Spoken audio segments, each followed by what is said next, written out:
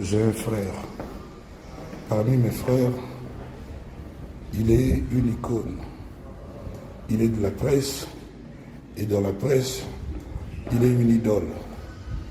Il s'appelle Londol Adi Loba. Je suis heureux, les amis, aujourd'hui, de faire cette petite vidéo à l'idole et l'icône Adi Londolé. C'est un gars qui a grand cœur, qui a l'essence de l'initiative, un gars plein de talent, et il est de ma famille.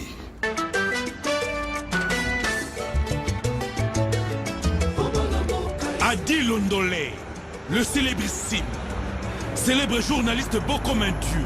Soyez connectés sur Adi Loba TV dans votre émission Adi Loba.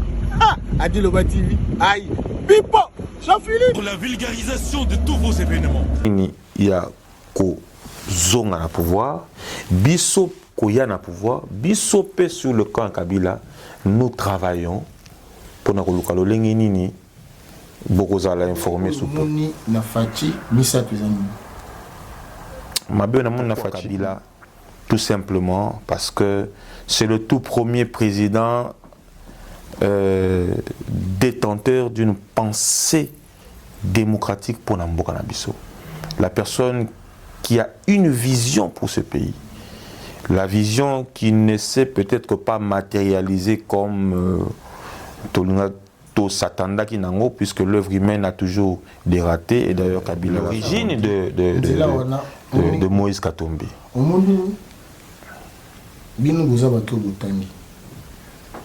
Motatanga soka koloba yotala balingi za na kati na lobi boye Moïse Katumbi pesie passeport parti politique gouverneur na bokondi na bino soki lelo baboyi ki congolais na ye po basali ba étude yo lobi. Donc, je pense qu'aux journalistes il y a Congo, il faut aussi se référer à Malobao, il y a l'actuel président de la République, Tango Azouaki pouvoir, Nati Lelo, Tango Azoulo Belali Kambo a hérité, il y a Moto Atikela qui est pouvoir, il a hérité de quoi? Qu'est-ce qu'il a dit sur les FRDC? Il faut se référer. Omoni Adi Londolé. Alors, Yebisa Biso, Namaël Ozouaki, Nabonzambe, Namaël Yamokili. Pourquoi le choix? Le choix des Kabila. Bon, parmi. Il y a des partis politiques zébélés, des leaders politiques zébélés, parmi le choix de Kabila. Pendant qu'on traitait de Kabila d'un étranger, pendant que Kabila Kanambe, pendant qu'on a cité tous ces noms qu'on aime. Pourquoi toi tu as fait le choix sur les mandats? Il y a un chef d'État. La loi dit que le mandat de 5 ans, de manière simple, est renouvelable une seule fois. Il n'y a aucune disposition légale dans la Constitution. C'est-à-dire que vous êtes la présidente 2 fois. Je dis ceci.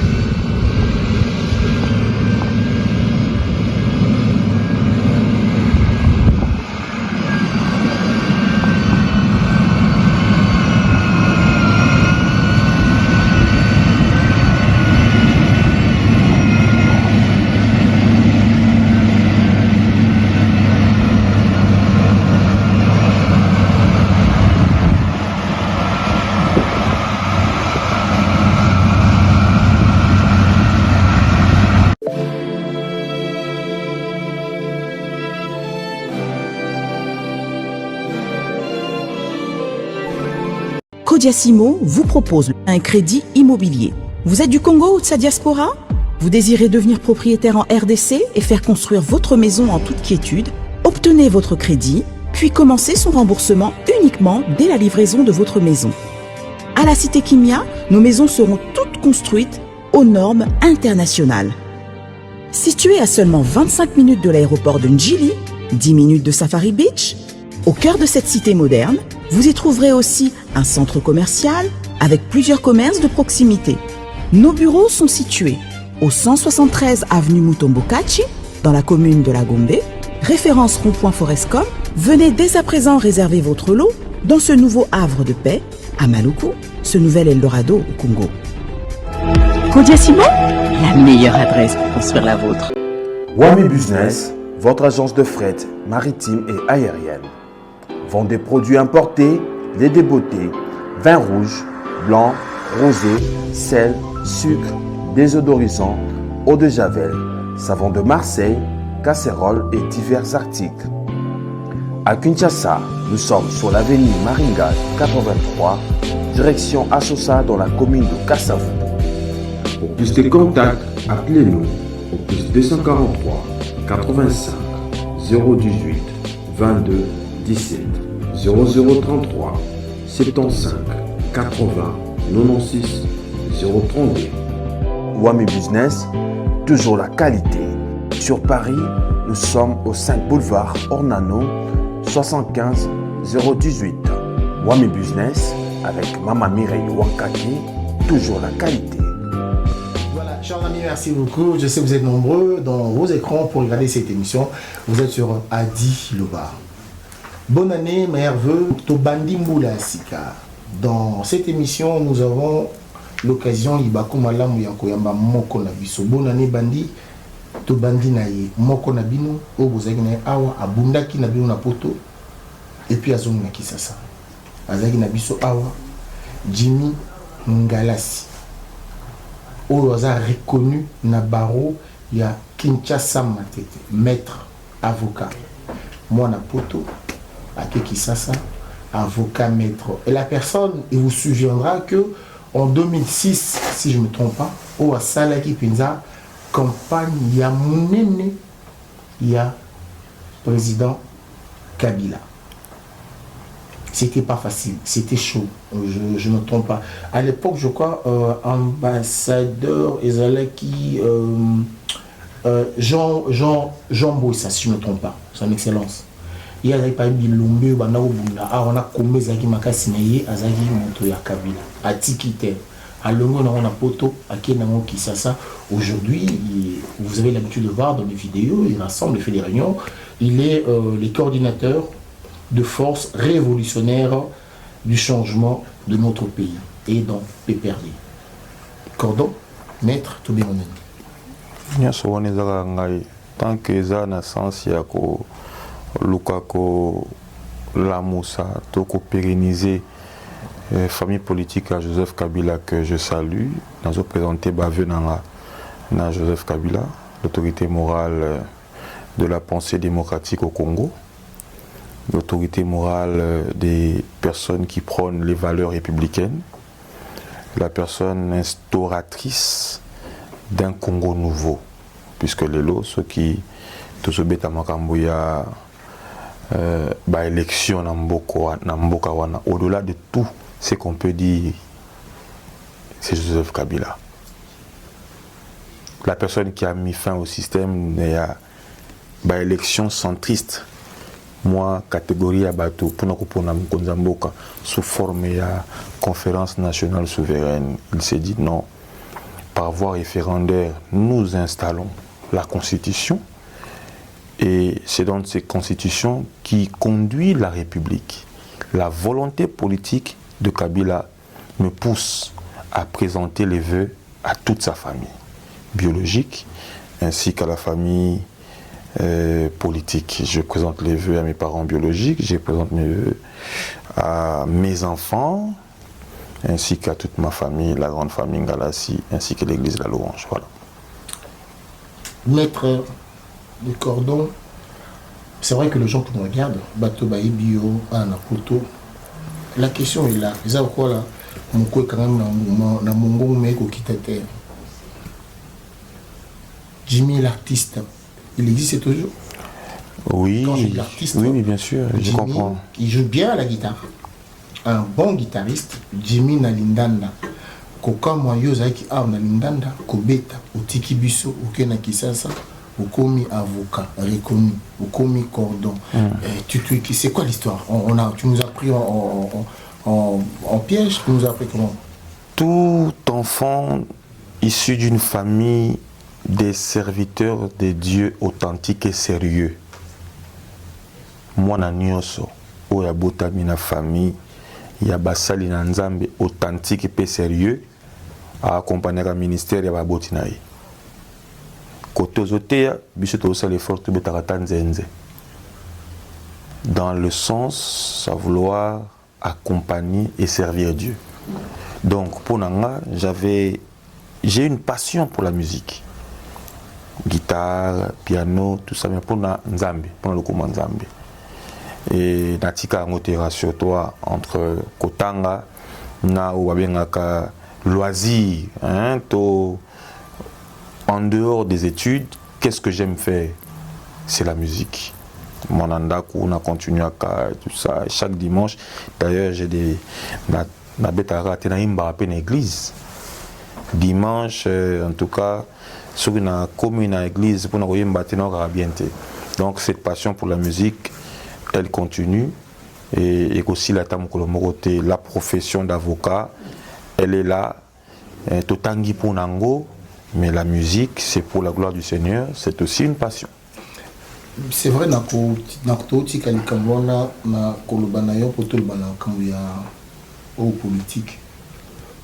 On se pose la question, quand est-ce que tu as eu le temps de faire ces études? Tu l'as fait ici ou bien ça s'est passé là-bas au pays?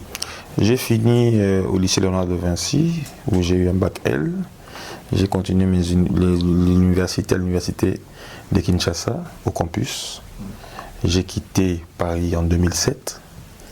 À ces jours, je suis à Kinshasa. Donc on a sali au calculé 2017 Tilelo. Et ça, les buissons environ presque 16 ans. Au Nazana Kinshasa, na Luka Kipenza Kozonga pour se concentrer sur mes études. D'abord, quand on a ici, bande kebele balobaki mais kei poto osundoli mukanda on to tambola likolo mukanda te. To tambola na objectif to koma moto. Na génération nanga awa nazana bandeko mosusu oyo babimi ba médecin bandeko mosusu pe oyo babunga nzela oyo ba continuer na philosophie ya kotikala na ba cité les mecs de cité les ceci à l'époque à ningizalaki mais nga pona nga na monaki que eloko zaki beaucoup plus malamu na zonga na kende ko continuer ba étude nangai na atteindre ba objectif on assassiné qui et puis par la grâce de Dieu j'ai atteint mes objectifs. Alors yebisa biso na maelo zwaki na bonzambe na maele ya mokili. Pourquoi le choix de Kabila?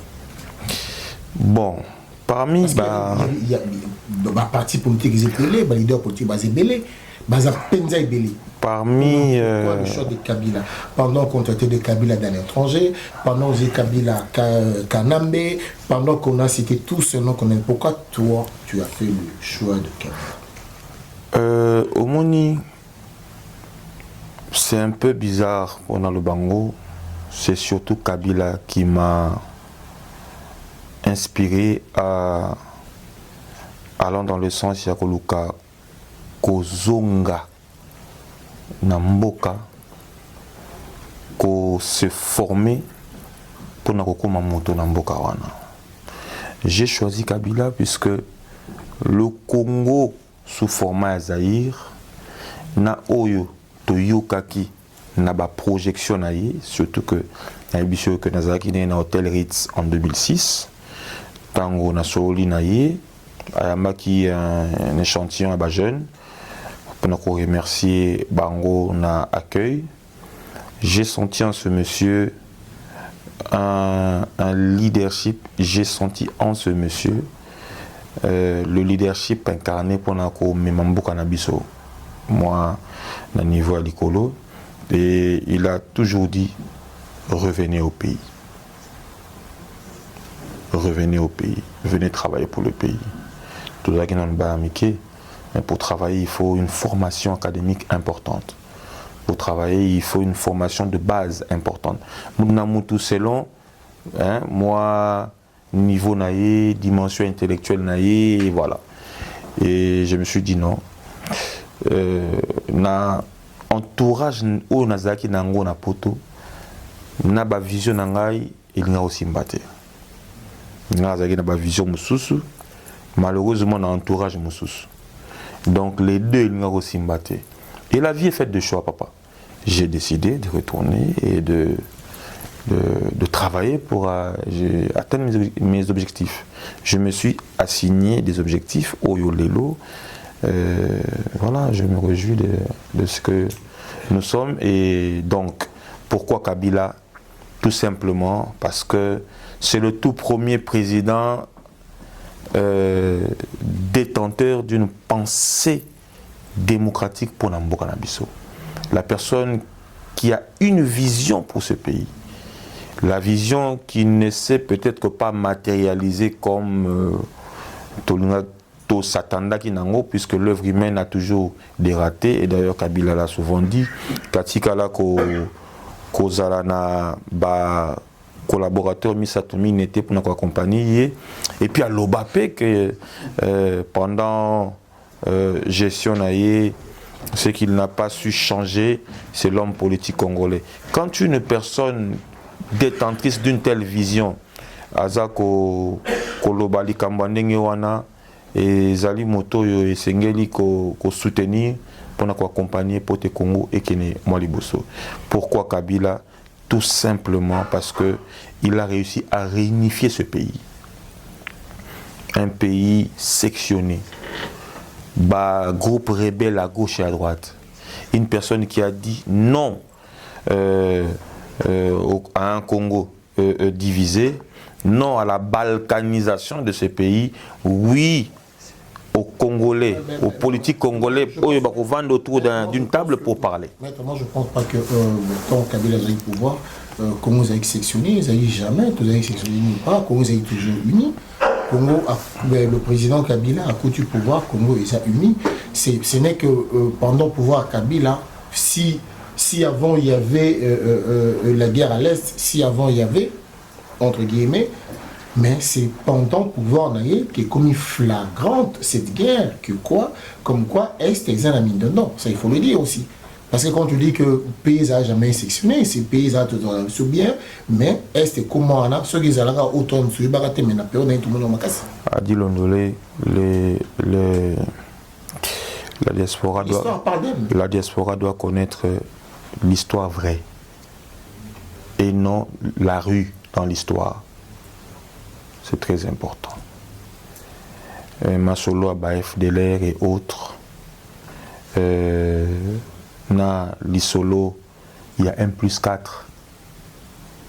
Et c'est Ngeli Congolais à comprendre. Et Banda Kindingini, poto komana 1+4. Et Banda Kindingini, poto Vanda, n'a pas différentes tables rondes afin de rechercher à unifier les Congolais. C'est important. En lieu et place, il y a Pesa et Sika, na les bruits de certains crapauds errants dans des rues des cités. Il faudrait beaucoup plus parler de la réalité. Certes, il y a eu des choses qui ont fait que éboîter un petit peu en ce qui concerne aspects évoqués sur les guerres de l'Est, mais la volonté politique d'unifier le Congo a un seul nom, c'est Joseph Kabila. Il aurait fini la guerre de l'Est, Tshisekedi n'aurait pas hérité ça. En ce qui concerne la guerre de l'Est, sous la gestion de Joseph Kabila, ainsi que sous l'actuelle gestion, je pense que ceux qui font n'a dressé tableau et qu'aux habits autant. Mais ce qu'on vit aujourd'hui, n'est-ce pas, et ce n'est pas ce qu'on a vécu sous Joseph Kabila. Le Congo, certes, un pays convoité, le Congo, certes, un pays qui a toujours fait objet des multiples tentatives. Il y a qu'au balkaniser, n'est-ce pas, occidentaux. Voilà la raison, même il y a comme au Congo, où il y a un pays fréquenté par les différentes rebelles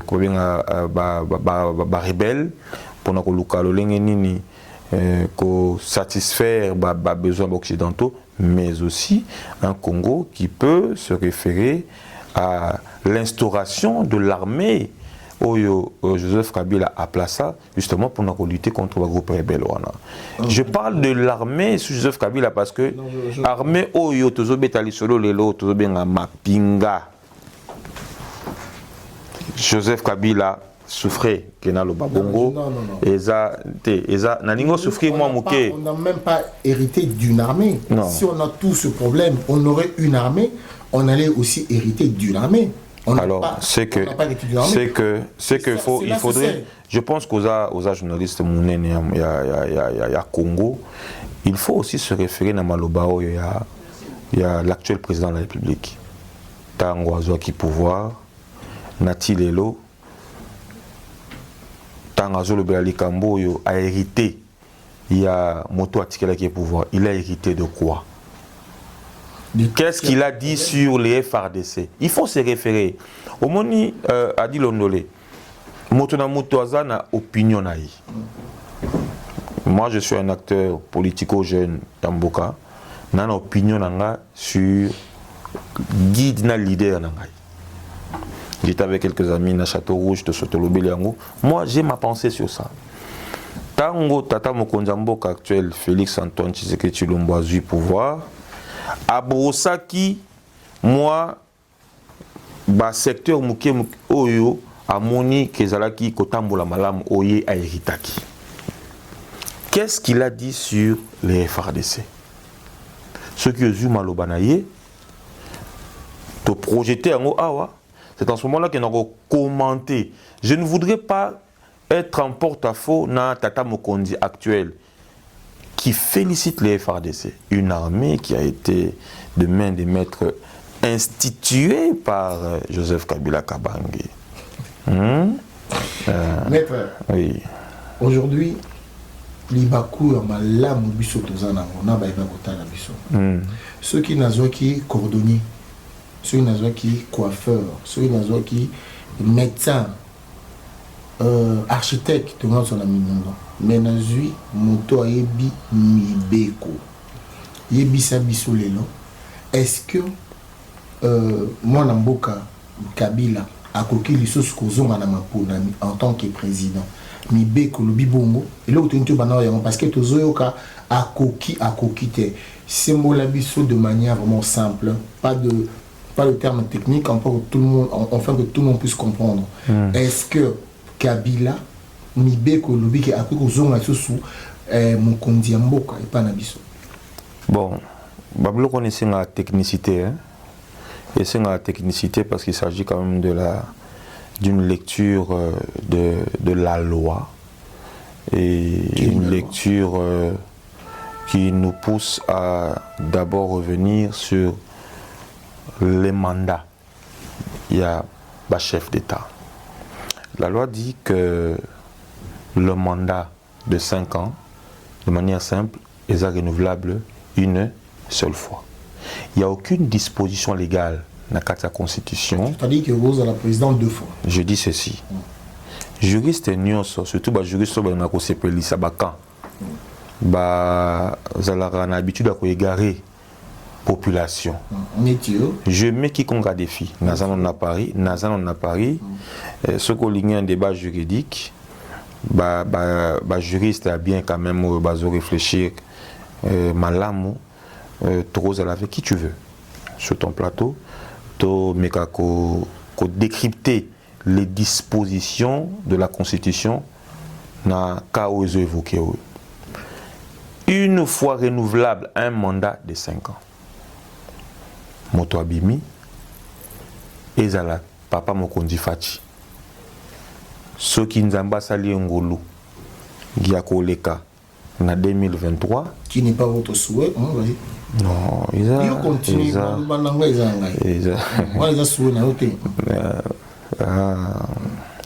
Sur la grâce, il y a Koleka, puisqu'il va se représenter. Il a droit à se représenter. C'est son dernier mandat, ce qui a Lingui Kozala. Jusque-là, Nayoki Sika a confirmé candidature n'a été pour 2023, mais il a le droit. La Constitution lui reconnaît ce droit. Il n'a qu'à se représenter. Ce qui a l'équipe, à Robimanakimi, à Kei. Oeroyaï, 5 ans après, Tata Mokondamboka. Ce qui a Lingazonga, à Kozongelo Moko empêché les athées. Quant à Joseph Kabila, il a jusque-là, il n'a rien dit. Et le Romora Lobezate, je ne vois pas pourquoi Bandeko Bazo s'agitait inutilement, mais le Komoko et Ezokopé qui ça a été à se représenter comme candidat en 2023. Alors, na Mibeko et Lobike, Joseph Kabila Kabongé, à Roucha sous candidature naïe, Mibeko Pekisa. Et le Komoko Pekisi Kabila Zong en 2023, exact. Mobeko Mokote et Pekisi Kabila Zong en 2023. Donc, soit tu candidature naïe, ils sont normal. Azan a Katialo. Non, le Mobeko Mokote et Pekisi Kabila se représentent en 2023. Alors, maintenant, quand on regarde, toujours à la télévision, toujours mon amboka honorable Zachary Barabas à Saliba t-shirt, à Saliba casquette, à Loubi, on dit que mon amboka président Kabila, sénateur à vie, Azala clair. Quand vous entendez ça, vous vous dites quoi entre vous, personnellement, Yomungu? Quand on dit que vous Azala clair, vous vous dites quoi? Azala clair n'a aspect nini. Namoni Papi Tamba à réagir. Abino Zak, le zoom, nous allons quoi nani. Azala clair, Azala candidat, toi Azala candidate. Quand Zachary parle comme ça, vous vous dites quoi? Zachary Bababa, c'est d'abord Azala juriste. Azala juriste. Tanga Zolinga Koyeba, ceux qui Joseph Kabila, candidat ou pas, quelque part à se reconnaître qu'il a droit. Beaucoup de Pekisi était à se représenter. Je pense que les Congolais doivent se focaliser sur la projection de la famille politique Nabango en lieu et place à cause de la bloquer sur Joseph Kabila Bangé. Et là, on n'y n'est pas Bangi Sabango Lelo. Bobengi na bakombo nyoso.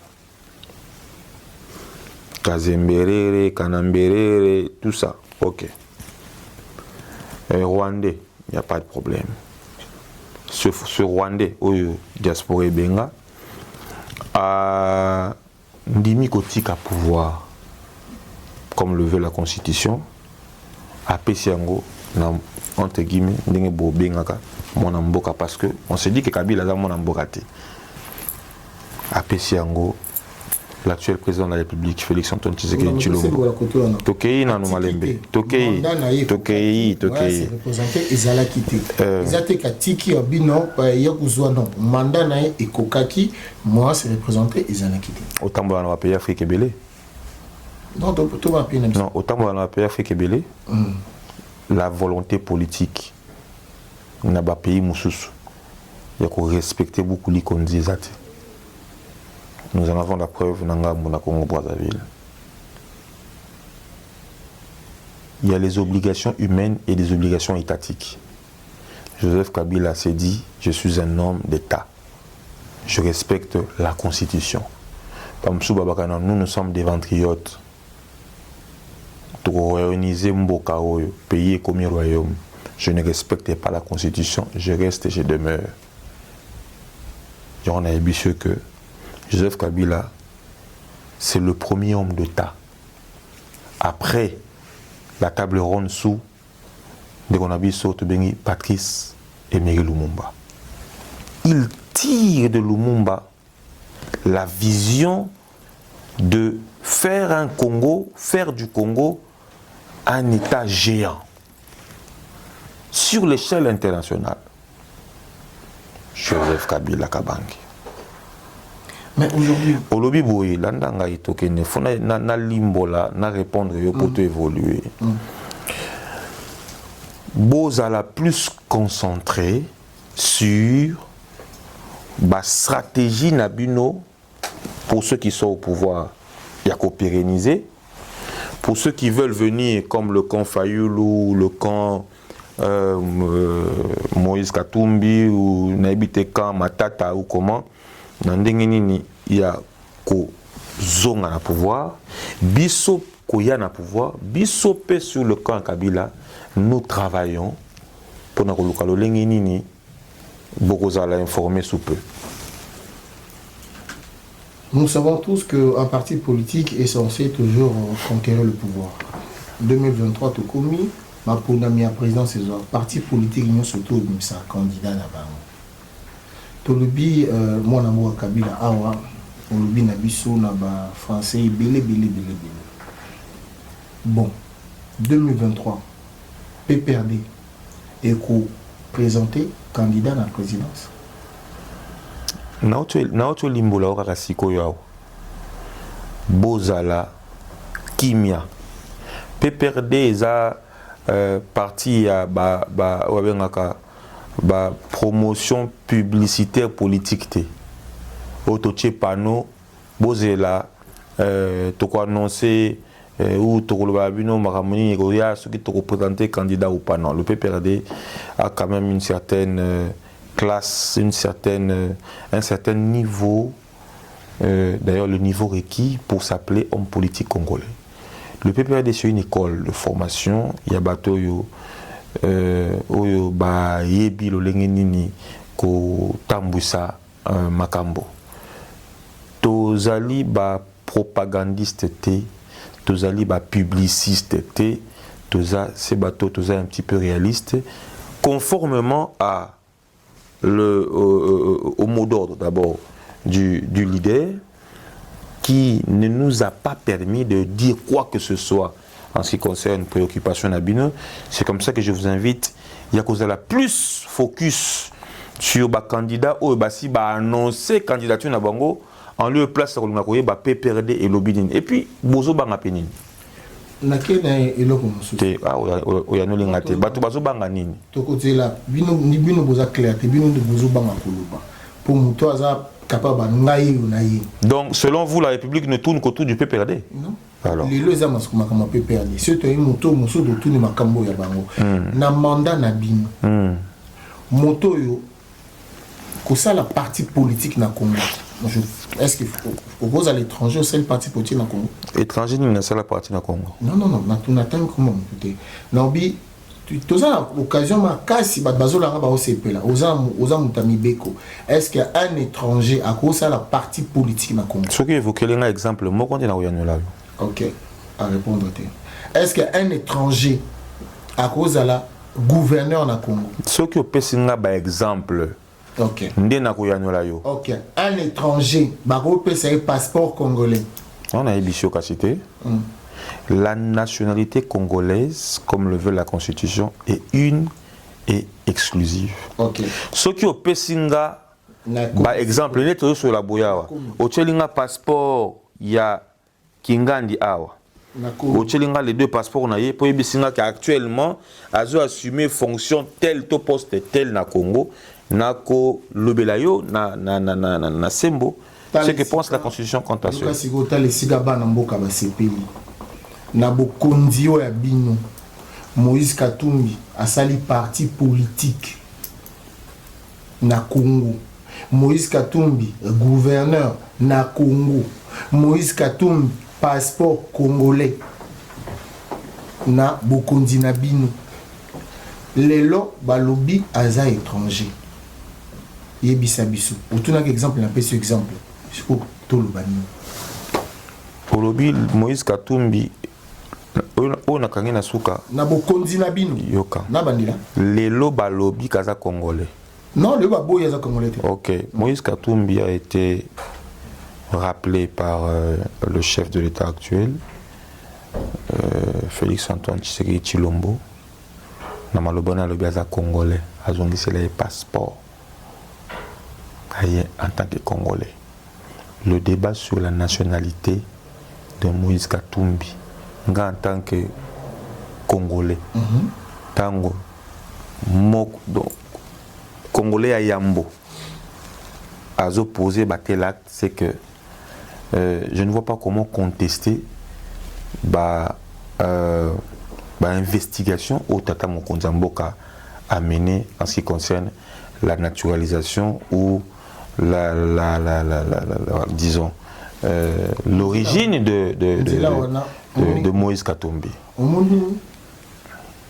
Bino boza bato botangi motatanga soka koloba yotala balingi za na kati na lobi boye Moïse Katumbi apesi passeport parti politique gouverneur na bokondi na bino soki lelo baboyi ki congolais na ye po basali ba étude yo lobi donc bino bokondi na bino bo vérifier kite. Je pense que Yomoro va questionner aux opposants de manière un peu. Peut-être que Yomoro m'y comprendre. Tant que ba yango banane. Nga ponanga jusqu'à preuve du contraire. Je n'ai jamais vu. Je parle de moi, ça n'engage que moi.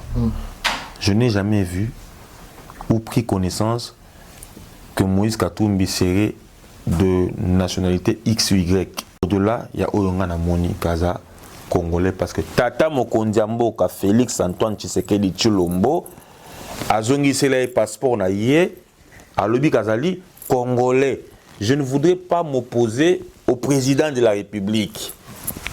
Yé moko Tshisekedi Tshilombo Félix alobi que Moïse ali congolais. C'est comme ça que j'ai dit ceci. Passeport nini étranger to congolais. Non, passeport nini. Natuni passeport passeport nini. Congolais. Il est congolais alors. Merci. Nazong Seliamo. Alors, respectons. Toi tu n'aimes pas respecter le chef d'État. Respecte le président Félix. Comment tu peux outrager comme ça en public? Respecte les chefs de l'État. Nous avons l'obligation et le respect d'honorer les chefs de l'État. Le président Félix Antoine Tshisekedi Tshilombo. Lelo konini libota politique na bino PPRD ezomona oyo bokonzi sika ezo salate. Lelo konini bino moni bokonzi sika et salité ou bino salaki bien. On simplement peut dire que bilan na bino na bilan ya président Fachi. Ok. Alors, toujours sous Kabila. Kabila Zana modèle la communication belé. Zana ba communicateur ba misana ko attaquer gouvernance actuelle. Na ba omsusu ba préférer koloba na congolais tout se concentrer pour na ba échéance à venir. Lelo oyo. Il est facile pour tout Congolais, tant de la diaspora que basé sur le sol, le territoire national, qu'au moi distinguo sur la gouvernance sous Kabila, la gouvernance sous Tshisekedi. C'est tellement facile. C'est aussi normal. Il y a qu'au décrypter en gros que vraiment na maloba kolobate ke bao basali boyete mokili mobimba lelo yebi oyo Kabila salaki na oyo Kabila salaki te pe na oyo Félix azo sala actuellement. Tenons compte il y a ba promesse na ye. Toke lokomo moke oyo ni ndakisa bini toke na ndakisa oka exemple 3 makambo yo sous bokondi na bino au Kabila salaki misato so tangela ngai après na miso na yo misato oyo bokondi sika ya président Fachi asana malamu misato instauration à Bokoli Kondi, la réhabilitation des routes de dessertes agricoles, la construction des hôpitaux. Ah, Banzelo dindara na tsomu lebeti. Na yoka. parce que obi route tamuso obi route te banzela banzelo bato ba kokufa banzela botika biso yango wana ngana ya poto na uti yango na nzela na yebite mbula ni yo na poto ngana voyager na Zaïre. Je me rappelle qu'à cette époque-là Kinshasa Congo central, on a bien Ango, je crois bas Congo, et on le faisait ceux qui besoin à moi qui m'y a en 10 jours ou en une semaine. Les lots, Congo central, ça paraît minimisable. En 2 heures, tu es au Congo central. Kinshasa qui quitte, on le faisait en 3 semaines. Ceux qui m'ont trouvé finalement Indombewana ou Lali, 1 mois. Qui quitte, je le fais très souvent en véhicule Nangaï. Toi, non, moi, on n'a pas de wana. Tout ça, là, on a 6 heures. Tout dépend de la qualité de notre pour comment qui quitte. On a la sauté.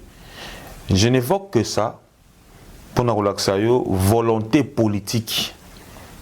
Oyo, Kabila Zaki Nango, pour nous relaxer, l'engenine qu'on permette que Mboka Nabiso ait décollé. Je ne dis pas que Kabila a tout fait. Du moment où dans un système, il y a jeu politique, dans la démocratie, n'a pas, il peut ça nini, ciao yo pas. Et ça est belé à évoquer, aussi une carte misato, n'a pas ça qui est misato, n'a pas ça misato. Misato oyomoni, moi n'a pas présent Fachi Assad, oyomoni. Sur les actes pesate, sur les alliés, moi personnellement, là on a c'est plein à présent Fachi, ils ont dengue azokanga ba collaborateur na IGF ndenge IGF fa musala. Non, le azokanga ba collaborateur et là malamu yo moni asali. Oui, parce que kokanga ba collaborateur ça bien, ils a façon ko l'accenzela que collaborateur au ibimboka il y a contribuable bakangi yo. Et loko ngana sepela kana makasi ko le rawana ezate. À part wana non, en tout cas impunité côté wana ya ko kanga bato ko cha IGF ko landela déplacement c'est pas. Non, je ne voudrais pas entrer dans ça. Non, mais c'est la question. Non. Ça dit qu'ils ont bon tout ça. Je n'ai aucune précision là-dessus. Comment c'est la soda ba salaire. Yo moni amote. Naza na bato ba partager ka quotidien na ngai. Na mona resika moko bazo palper gratuité wana te. Bien au contraire, j'ai nazo continuer à soutenir ba collaborateur nanga bien ba travailleur te ba collaborateur nanga ou ba partager au quotidien nanga na tikali commun na te sika ba ko se sanga no boss copier asombo ngote toi na gratuité donc bien au contraire somba boye futa boye minerval tout ça donc mi satu ya ma eloko ya mabebo sala ou bien eloko bino borata bo sala kité. Il y a eu beaucoup de choses qu'on n'a pas faites. Ebélé. Mi satu ka. Non ebélé. Reconnaître et bleu et tout ça l'ité ezali. On n'a pas tout fait, nous a clair, on a dit que ebélé tout ça la guité. Mais par contre on a pouvoir au elo on c'est là, n'est tata mon konzambo ko kanga collaborateur na. Mabe oyo moni na fachi misa tu zani. Mabe na moni na fachi.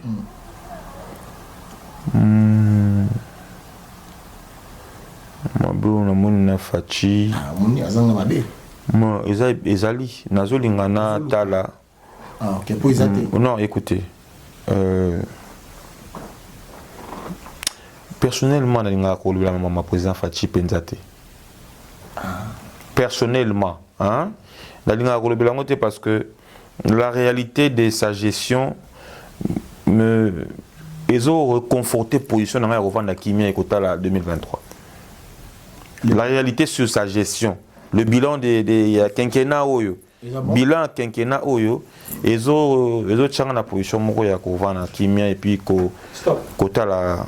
Alors, Maître Cordo, mon amboka Jimmy Ngarasi, reconnu dans Baro ya Kinshasa Matete, mon apoto. Mon amboka Jimmy, dans le bas qui a mon télévision, les bakou na zua kulubana yo. Ngai na sengi na baimboka. Souhait, na ko senga na bino baimboka. Baton suba déjà ba poste. Botika ko tamblo na ba jeep. Botika kozana ba groupe électrogène. Botika kozana ba citerne na ndako.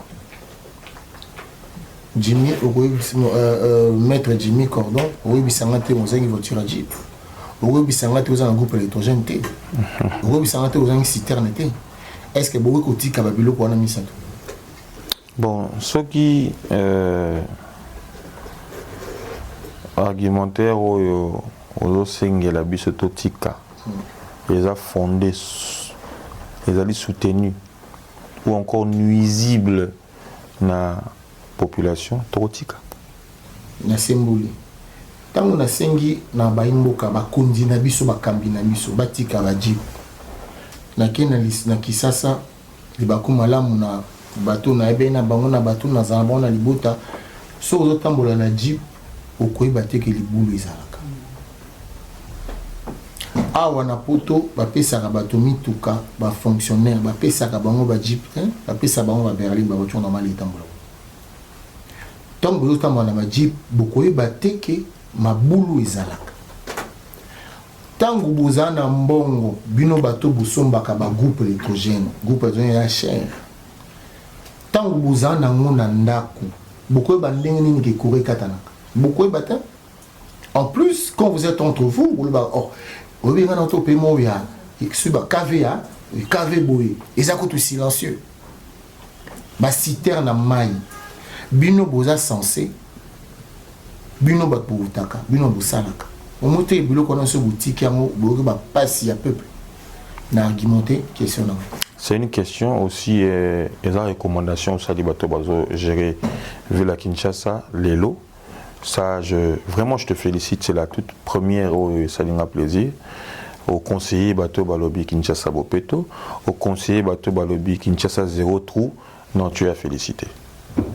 Ça c'est vraiment fantastique.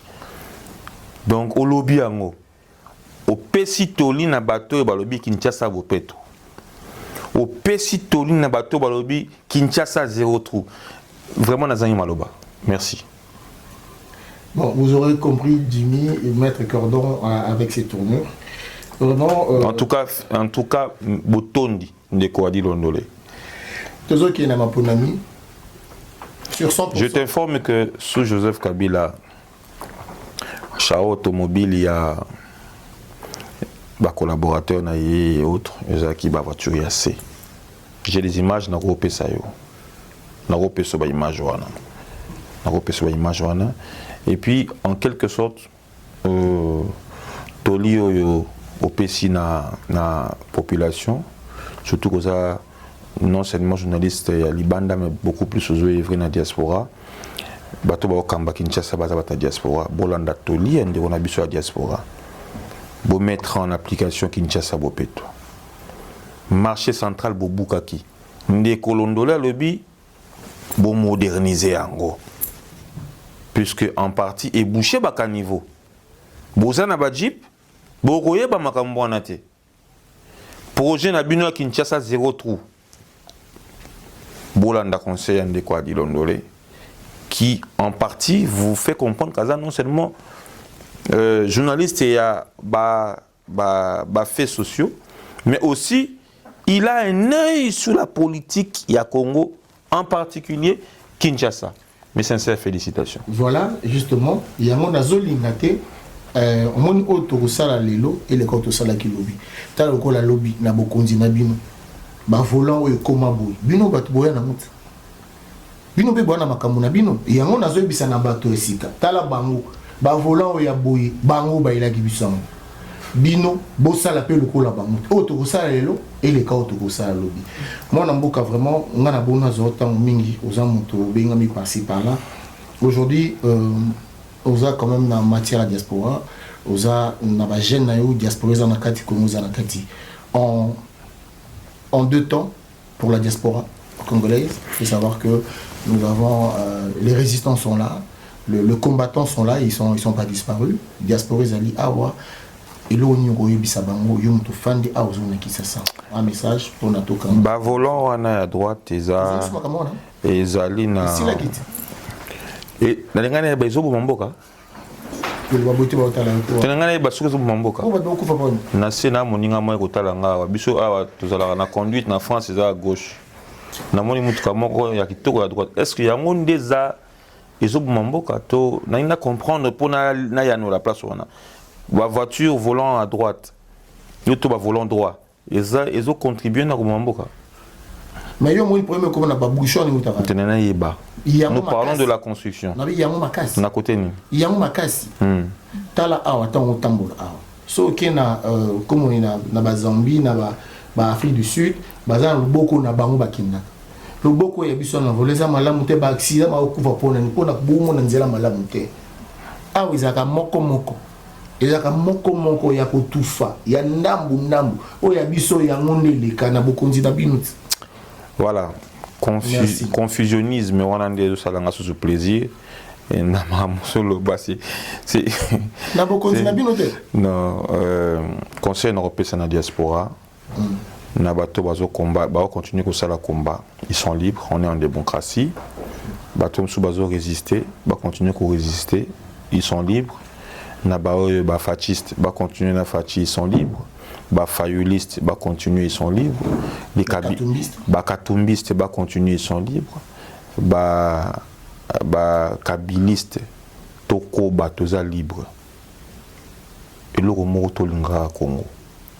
Travaillons pour l'unité, travaillons pour le Congo. Nous avons gardé plate-bande. To fingate, to yana ba idée. To yana ba idée. To fingate, to yana ba idée. Le plus important, Congo est à la honorer na lolingi nango ya kukumbama.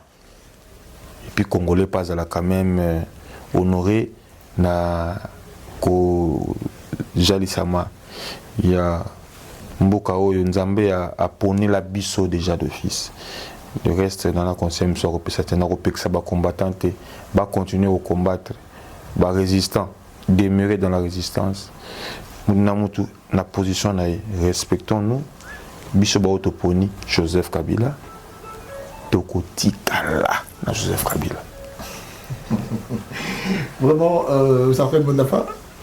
C'est le mot de la fin. Tolinga Congo. Ah, toi à Paris, on a l'impression qu'il y a plus de résistants, il y a plus de combattants et moins de kabylistes. On dit miango.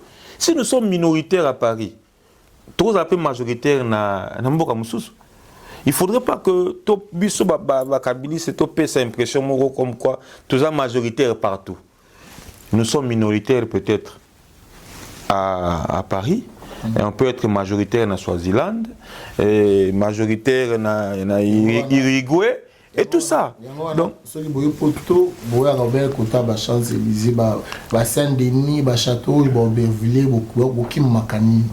oh, mais donc on va à la Champs-Élysées pour la banane.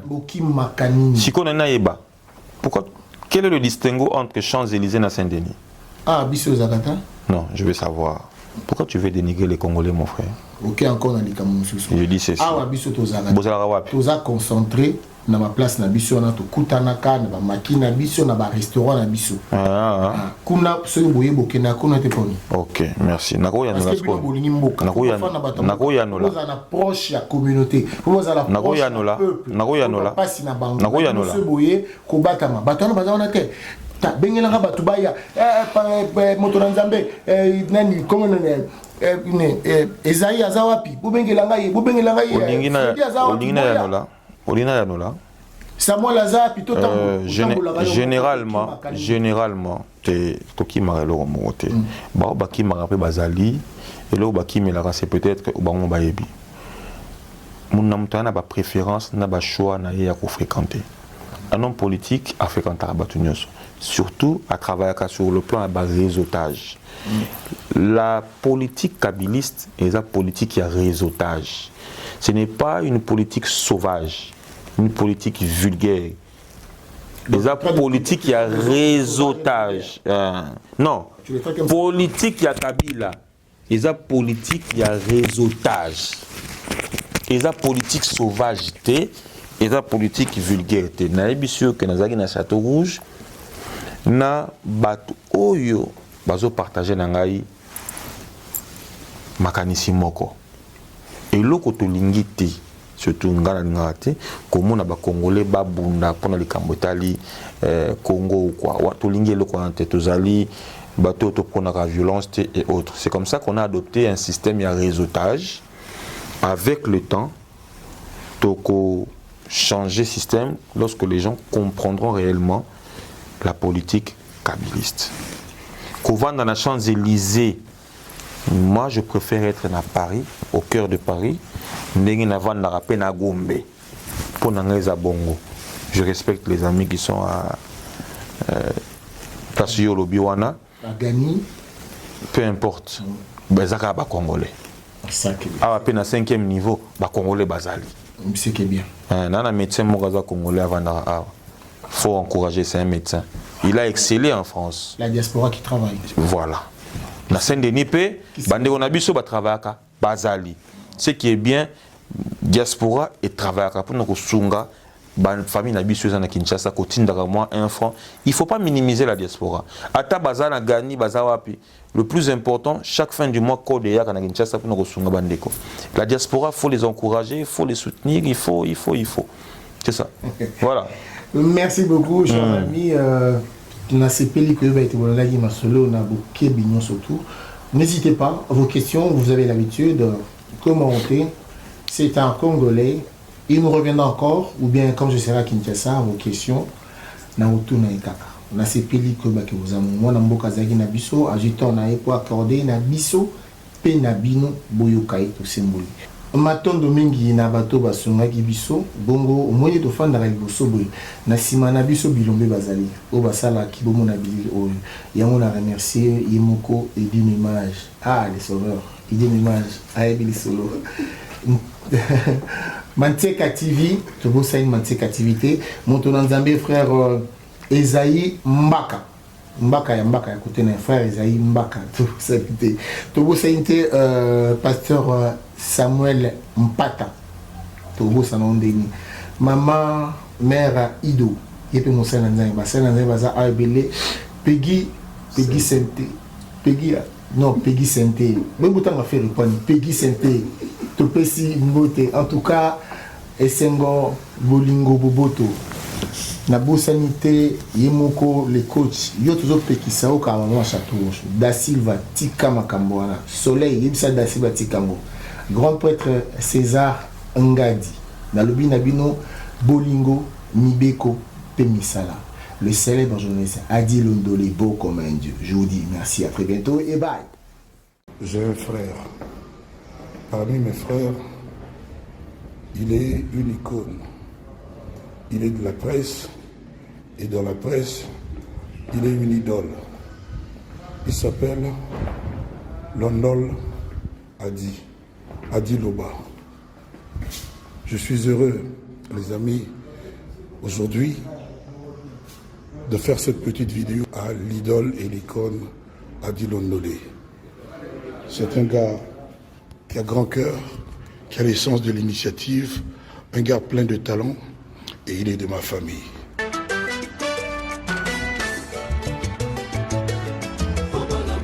Adi Londolé, le célébrissime, célèbre journaliste beau comme un dieu. Soyez connectés sur Adi Loba TV dans votre émission Adi Loba. Ah, Adi Loba TV. Aïe, Pipo, Jean-Philippe. Pour la vulgarisation de tous vos événements.